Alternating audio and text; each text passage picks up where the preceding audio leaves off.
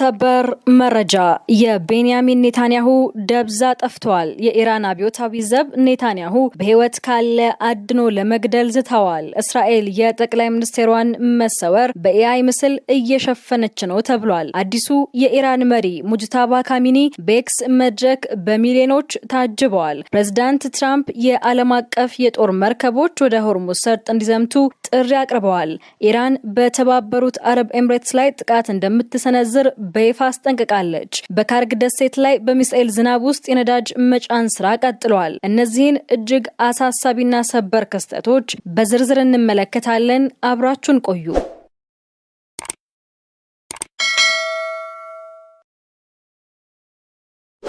በመካከለኛው ምስራቅ ለ16 ተከታታይ ቀናት የዘለቀው የአሜሪካና የእስራኤል ጥቃት በኢራን ላይ ቢቀጥልም አሁን የዓለምን ትኩረት የሳበው ግን የጦርነቱ ቁልፍ ሰው ቤንያሚን ኔታንያሁ ደብዛ መጥፋት ነው። የኢራን አብዮታዊ ዘብ የህዝብ ግንኙነት ክፍል እሁድ ዕለት ባወጣው መግለጫ የኔታንያሁ እጣ ፋንታ አለመታወቁ ለእስራኤል ትልቅ ቀውስ መሆኑ ይፋ አድርጓል። ባለፉት ጥቂት ቀናት ኔታንያሁ በአደባባይ አለመታየታቸው የተገኘው መረጃም ቢሆን እምነት የማይጣልበት መሆኑ ሁኔታውን ሚስጥራዊ አድርጎታል። የኢራን አብዮታዊ ዘብ እጅግ አስደንጋጭ በሆነው መግለጫው ኔታንያሁ የት እንዳለ አለመታወቁ ሁለት ነገሮችን ሊያመለክት እንደሚችል ጠቁመዋል። የመጀመሪያው የጽዮናውያን ወንጀለኛ ጠቅላይ ሚኒስትር የተባለው ኔታንያሁ በድብቅ መሞቱ ሲሆን፣ ሁለተኛው ደግሞ ከቤተሰብ ጋር ከተያዙት ግዛቶች ፈርጥጦ ማምለጡን ነው። ሆኖም አርጂሲ ግልጽ መልእክት አስተላልፏል። ይህ የህፃናት ገዳይ አሁንም በህይወት ካለ አድነን የመግደል ስራችንን በከፍተኛ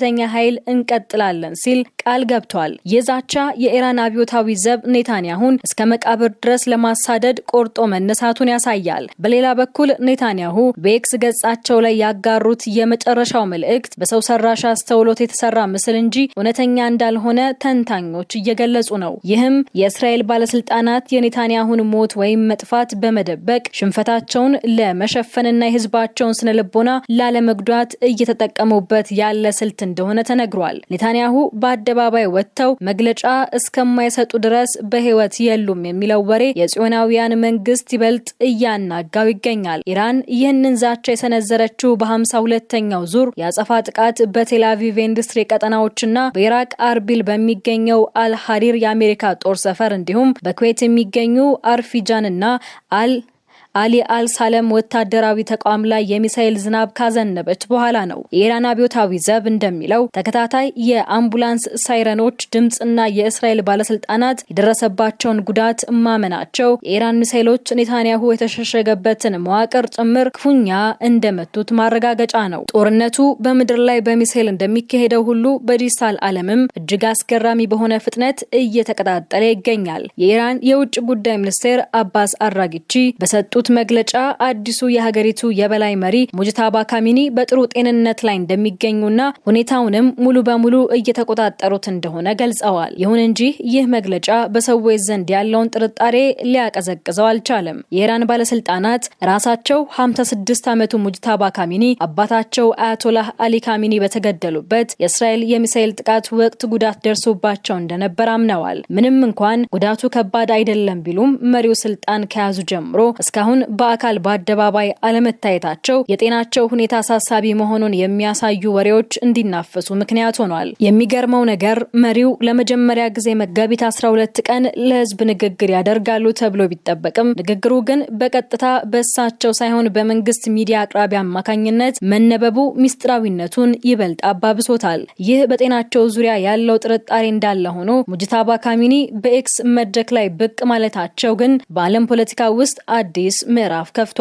መሪው ገጻቸውን በከፈቱ በጥቂት ሰዓታት ውስጥ ብቻ ከ1.3 ሚሊዮን በላይ ተከታዮችን ማፍራታቸው የዲጂታል መድረኮች ለመሪዎች ያላቸውን ስልታዊ ጠቀሜታ አሳይቷል። የጂኦፖለቲካ ተንታኞች እንደሚሉት አሁን ባለው የዲጂታል ዘመን ዲፕሎማሲ ከዝግ ቢሮዎች ወጥቶ ወደ ስልኮች ስክሪን ተዘዋውሯል። መሪዎች እንደ ድሮ በጋዜጣ ወይም በውጭ ጉዳይ ሚኒስቴር ማጣሪያ መልእክት ከማስተላለፍ ይልቅ በቀጥታ ማህበራዊ ሚዲያን በመጠቀም ለዓለም አቀፉ ማህበረሰብ ድምጻቸውን እያሰሙ ነው። የሙጅታባ ካሚኒ በዚህ ገጽ ለኢራን ደጋፊዎች መሪያችን አለ የሚል የሞራል ግንባታ ሲሆን ለጠላቶቿ ደግሞ በቴክኖሎጂ የታገዘ ዲፕሎማሲ ግፊት መፍጠሪያ ሆኗል። እስራኤል በምዕራብ ኢራን ላይ ሰፊ ጥቃት ማድረሷን በገለጸችበት በዚህ ወቅት የኢራኑ መሪ በማህበራዊ ሚዲያ የሚያሳዩት ይህ ወታደራዊና ፖለቲካዊ ግብግብ ጦርነቱ ወደ ስልካችን ስክሪን መግባቱን የሚያረጋግጥ ነው። ፕሬዝዳንት ዶናልድ ትራምፕ በኤክስ ገጻቸው ባሰፈሩት መልእክት በመካከለኛው ምስራቅ ያለውን የኃይል ሚዛን የሚቀይር አዲስ ሐሳብ ሰንዝረዋል። ትራምፕ አሜሪካ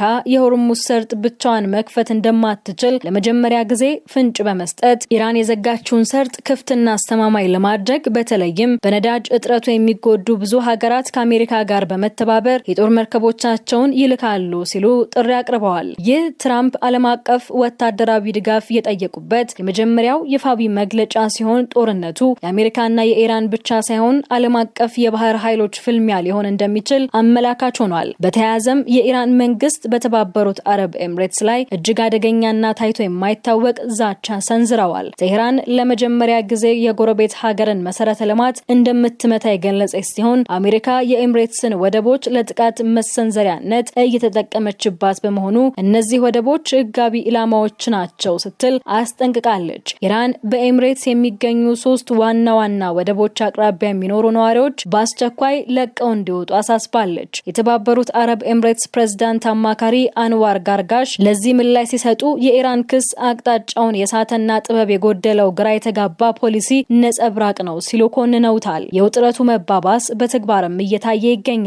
ባህሬን ባወጣችው መግለጫ ጦርነቱ ከጀመረ አንስቶ ከኢራን የተተኮሱ 125 ሚሳኤሎችንና 211 ድሮኖችን በአየር ላይ ማክሸፏን አስታውቃለች።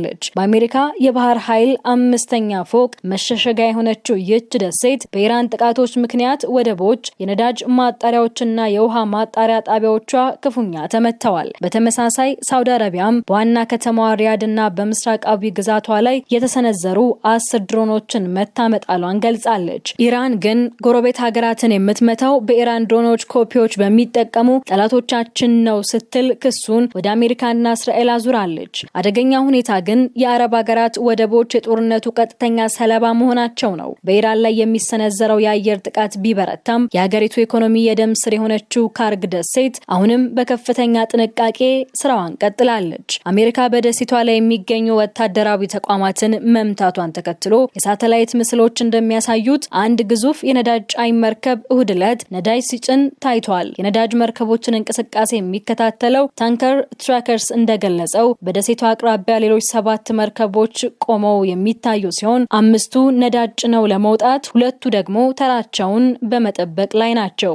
ይህ የሚያሳየው ኢራን ምንም አይነት ወታደራዊ ጫና ቢኖርባትም የነዳጅ ንግዷን ለማስቀጠልና የኢኮኖሚ ህልውናዋን ለማቆየት የምታደርገውን ለአስጨራሽ ትግል ነው። ይሁን እንጂ ይህ ወታደራዊ ፍልሚያ እጅግ አሳዛኝ የሆነ ሰብአዊ ቀውስ እያስከተለ ይገኛል። የኢራን የጤና ሚኒስቴር ይፋ ባደረገው መረጃ መሰረት ጦርነቱ ከጀመረበት የካቲት 28 ጀምሮ በአሜሪካና እስራኤል ጥቃቶች 1300 ሰዎች ሲገደሉ ከነዚህም ውስጥ 223ቱ ሴቶችና 202ቱ ህጻናት ናቸው። በተለይም በደቡባዊቷ የሽራዝ ከተማ በሚገኙ ደሃ የመኖሪያ መንደሮች ላይ በደረሰ የአየር ጥቃት የዌልፌር ድርጅት የሚረዱ ዜጎች ቤቶች መውደማቸውንና በርካቶች መቁሰላቸው ተዘግቧል። አሜሪካና እስራኤል ጥቃቶቻቸው በመንግስት መሰረተ ልማቶች ላይ ብቻ መሆኑ ቢገለጽም በመሬት ላይ ያለው እውነታ ግን ሲቪሎች ለከፋ ስቃይ መዳረጋቸውን ያሳያል። የስቃይ በሚሊዮን የሚቆጠሩ ኢራናውያንን ለስደትና ለቤት አልባነት እየዳረገ ነው። የተባበሩት መንግስታት የስደተኞች ድርጅት እንደገለጸው በኢራን ከተሞች ውስጥ መሰረታዊ አገልግሎቶችና መኖሪያ ቤቶች መውደማቸው ህዝቡን ወደ ሰሜናዊ ግዛቶች እንዲሰደዱ እያደረገ ነው። እስካሁን ከ32,000 በላይ ኢራናውያን ወደ አፍጋኒስታን፣ 4,000 ያህሉ ደግሞ ወደ ፓኪስታን ተሰደዋል። የሀገሪቱ ድንበሮችና ኤርፖርቶች ዝግ በሆኑበት በዚህ ወቅት የኢራን ስደተኞች መጠለያዎች አቅማቸው የፈቀደውን ያህል ተጨናንቀው ይገኛሉ። በሌላ በኩል ጦርነቱ የአውሮፓ ሀገራትንም ለሁለት እየከፈለ ነው። ገለልተኛዋ ስዊዘርላንድ አሜሪካ በኢራን ላይ የምታካሄደውን ጦርነት ለመደገፍ በሚል ያቀረበችውን የስለላ አውሮፕላኖች በግዛቴ ላይ ይለፉ የሚል ጥያቄ ውድቅ አድርጋለች። ስዊዘርላንድ የገለልተኝነት ህጌ በጦርነት ውስጥ ለሚሳተፉ ወታደራዊ አካላት ፍቃድ እንድሰጥ አይፈቅድልኝም ስትል የአሜሪካን ጥያቄ ውድቅ ማድረጓ የትራምፕ አስተዳደር ባለም አቀፍ ደረጃ የሚፈልገው የሚያደርገውን ሙሉ ድጋፍ ለማግኘት ገና ብዙ እንደሚቀረው አመላካች ሆኗል። ውድ የቻናላችን ቤተሰቦች የኔታንያሁ ሚስጥራዊ መሰወርና የኢራን አብዮታዊ ዘብ እስከ መቃብር እናሳድደዋለን የሚለው ዛቻ ጦርነቱን ወደ አዲስ ምዕራፍ አሸጋግሮታል። ከሚሳኤል ፍልሚያው ጎን ለጎን የዲጂታል ዲፕሎማሲውና የነዳጅ ጦርነቱ መላውን ዓለም ስጋት ላይ ጥሏል። ትራምፕ ዓለም አቀፍ ጥምረት ሲፈልጉ ኢራን ደግሞ በጎረቤቶቿ ላይ ማስጠንቀቂያ በመላክ አጸፋውን እየመለሰች ነው። በቀጣዮቹ ቀናት የሚኖረው የኃይል ሚዛን የዓለምን ሰላምና የኢኮኖሚ መረጋጋት የሚወስን ይሆናል። እንደዚህ ያሉ ትኩስና በጥልቀት የተተነተኑ መረጃዎች በየቀኑ እንዲደርሷችሁ ቻናላችንን ሰብስክራይብ ማድረጋችሁንና የደውል ምልክቷን መጫን አትዘንጉ። ቪዲዮውን ላይክ በማድረግ አጋርነታችሁን አሳዩን። በሌላ አዲስ ሰበር ዘገባ እስከምንመለስ ቸር ያቆየን።